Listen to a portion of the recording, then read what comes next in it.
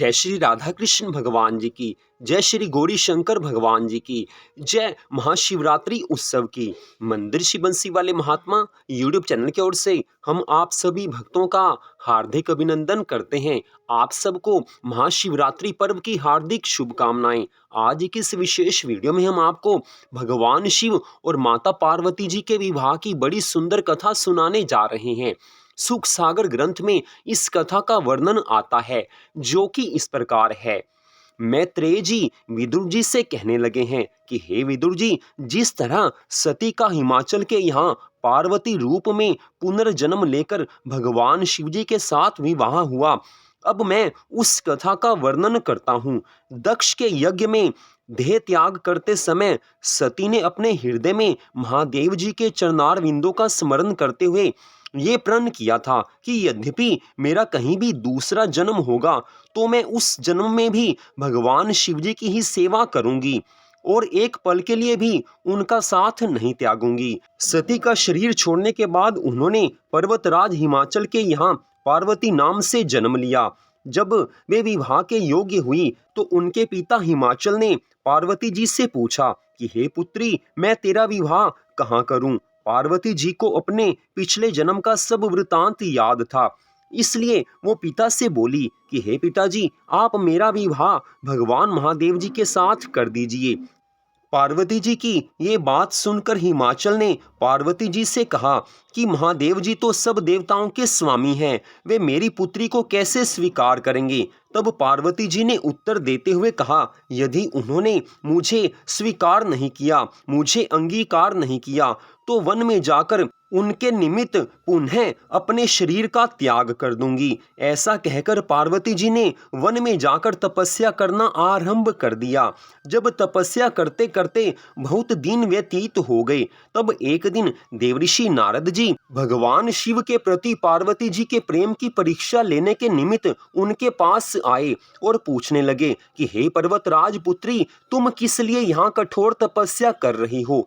पार्वती जी ने देवऋषि नारद जी को प्रणाम किया है और उन्हें भगवान का भक्त समझकर कहने लगी हैं कि मैंने श्री महादेव जी के साथ विवाह करने के लिए ये तपस्या आरंभ की है। अब मेरे मन में एक ही इच्छा है कि मुझे भगवान शिव से विवाह करना है। आज पार्वती जी की ये इच्छा जानकर देवऋषि नारद जी कहने लगे हैं कि हे पार्वती, तुम बड़ी पागल और मूर्ख हो। भगवान शिवजी तो सदैव अपने शरीर में भस्म रमाए और सर्प बिच्छुओं को लपेटे, गले में मुंड माला धारण किए भूत प्रेतों के साथ रहते हैं।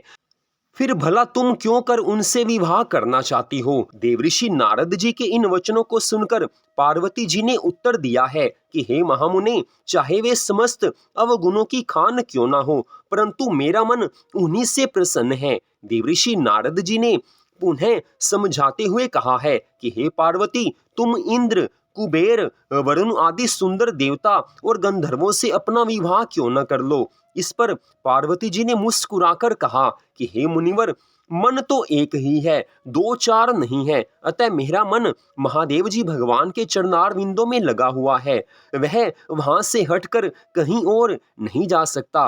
मैं विवाह करूंगी तो केवल भगवान शिव से करूंगी और किसी के साथ विवाह करने की बात मैं सोच भी नहीं सकती हूँ। भगवान शिव से विवाह करना ही मेरे मन की एकमात्र अभिलाषा है और मुझे पूर्ण विश्वास है कि भगवान शिव मेरे मन की अभिलाषा को पूर्ण करेंगे।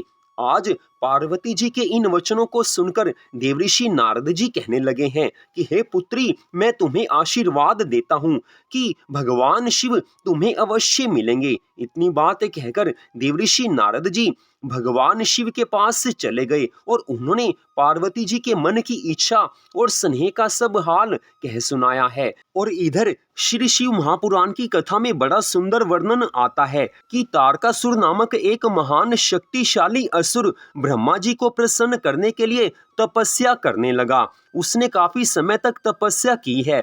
ब्रह्मा जी वरदान देने आए हैं, तो उसने दो वर मांगे हैं। पहले वर में उसने मांगा कि हे ब्रह्मा जी, आपके बनाए हुए इस समस्त लोक में कोई भी पुरुष मेरे समान बलवान नहीं हो। और दूसरे वरदान में मांगा है कि भगवान शिवजी के वीर्य से उत्पन्न हुआ पुत्र देवताओं का सेनापति बनकर जब मेरे ऊपर शस्त्र प्रहार करे, केवल तभी मेरी मृत्यु हो। अब तारकासुर ने तपस्या की थी तो ब्रह्मा जी ने उसे दोनों वरदान दे दिए। तारकासुर को मालूम था कि भगवान शिव ने अभी विवाह नहीं किया है और भविष्य में भी ऐसा कुछ होने की उम्मीद नहीं है। इस कारण उसने ऐसा वर मांगा कि उसकी मृत्यु हो ही ना सके, क्योंकि वो जानता था कि भगवान शिव का विवाह तो अब नहीं होगा और उनसे पुत्र फिर कैसे हो पाएगा। लेकिन तारकासुर ये बात नहीं जानता था कि इस संसार में कोई भी प्राणी अजर अमर अविनाशी नहीं है, केवल भगवान ही अजर अमर और अविनाशी हैं। इसके पश्चात तारकासुर ने अत्याचार करना आरंभ किया है, देवी देवताओं को उसने त्रास देना आरंभ किया है। और तब सभी देवी देवता चिंतित होकर भगवान भोलेनाथ जी की शरण में आए हैं। ब्रह्मा जी, श्री हरि विष्णु भगवान जी और सभी देवता भगवान शिव की शरण में गए हैं और कहने लगे हैं कि हे प्रभु, अब आप कृपा करो, पार्वती जी के साथ आप विवाह कर लो। आपसे जो पुत्र उत्पन्न होगा वही तारकासुर का वध करेगा।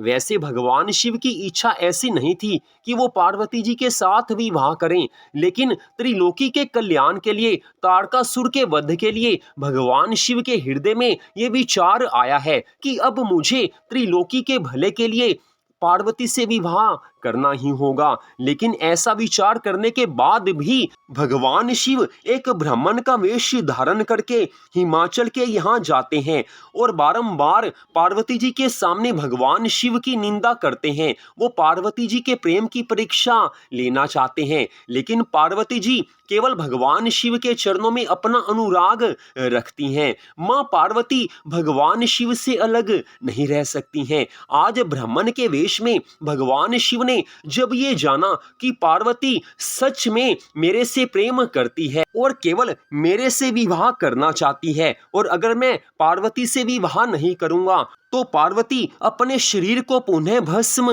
कर देंगी। आज भगवान शिव ने पार्वती जी की तपस्या को पूर्ण जाना है। भगवान शिव वापिस कैलाश पर्वत पर आए हैं और सप्त ऋषियों को स्मरण किया है। सप्त ऋषियों को हिमाचल के यहाँ पर भेजा है ताकि भगवान शिव और माता पार्वती का विवाह हो सके। पर्वतराज हिमाचल ने सप्त ऋषियों का स्वागत सत्कार किया है और भगवान शिव से पार्वती के विवाह की इच्छा को आज सप्त ऋषियों ने पर्वतराज हिमाचल से कहा है। पर्वतराज हिमाचल आज प्रसन्न हुए हैं, उनके मन की इच्छा पूर्ण हो रही है। लेकिन हिमाचल की पत्नी मैना, जो कि पार्वती जी की माता थी, उनके मन में एक ही इच्छा है कि भगवान शिव से मैं पार्वती का विवाह नहीं कर सकती, क्योंकि वो तो वैरागी हैं, वैराग्य धारण करके रहते हैं। पार्वती जी उनके पास कैसे प्रसन्न रह सकेंगी। लेकिन वशिष्ठ जी की पत्नी अरुंधति के द्वारा मैना को यह समझाया गया कि पार्वती जी भगवान शिव से अलग नहीं है। पूर्व जन्म में वो सती के रूप में थी और उन्होंने अपने शरीर का त्याग किया था, और इस जन्म में उन्होंने तुम्हारे यहाँ पार्वती नाम से जन्म लिया है। लेकिन वो आदि शक्ति स्वरूपा हैं और भगवान शिव की अर्धांगिनी है। इस कारण पार्वती जी का विवाह भगवान शिव से होना ही चाहिए। आज भगवान शिव के महात्म्य का वर्णन अरुंधति ने पार्वती जी की माता मैना से किया है। मैना भी आज प्रसन्न हुई हैं। वो मान गई हैं कि अब पार्वती जी का विवाह भगवान शिव से होना ही चाहिए। तो इस तरह से भगवान शिव और माता पार्वती जी का विवाह होना निश्चित हुआ है। सभी देवी देवता प्रसन्न हैं, त्रिलोकी के सभी लोग प्रसन्न हैं कि भगवान शिव और माता पार्वती का विवाह होने जा रहा है। इसके पश्चात श्री शिव महापुराण में भगवान शिव और माता पार्वती जी के विवाह की बड़ी सुंदर कथा का विस्तार सहित वर्णन आता है। श्री शिव महापुराण में ये कथा बड़े विस्तार पूर्वक दी गई है। भगवान शिव का पूरे विधि विधान से माता पार्वती जी से विवाह होता है। त्रिलोकी भर के सभी प्राणी आनंदित हो जाते हैं कि भगवान शिव और माता पार्वती का विवाह हुआ है। तो भगवान शिव और माता पार्वती के विवाह की इस कथा को आपने सुना। श्री शिव महापुराण में ये कथा पूरे विस्तार पूर्वक दी गई है, जिसको यहाँ पर हमने आपको संक्षेप में सुनाया है। तो मंदिर शिव बंसी वाले महात्मा यूट्यूब चैनल की ओर से आज की इस कथा को सुनने के लिए आप सबका हार्दिक धन्यवाद। भगवान श्री राधा कृष्ण जी की, भगवान श्री गौरी शंकर जी की महाशिवरात्रि व्रत महोत्सव की अनंत कृपा सदा आप सब पर, आपके परिवार पर बनी रहे। इसी मंगल कामना के साथ जय श्री राधा रानी सरकार की, जय श्री कृष्ण भगवान की, जय श्री गौरी शंकर भगवान जी की, जय महाशिवरात्रि व्रत महोत्सव की। ओम नमः शिवाय। जय जय श्री राधे, जय जय श्री राधे, जय जय श्री राधे श्याम।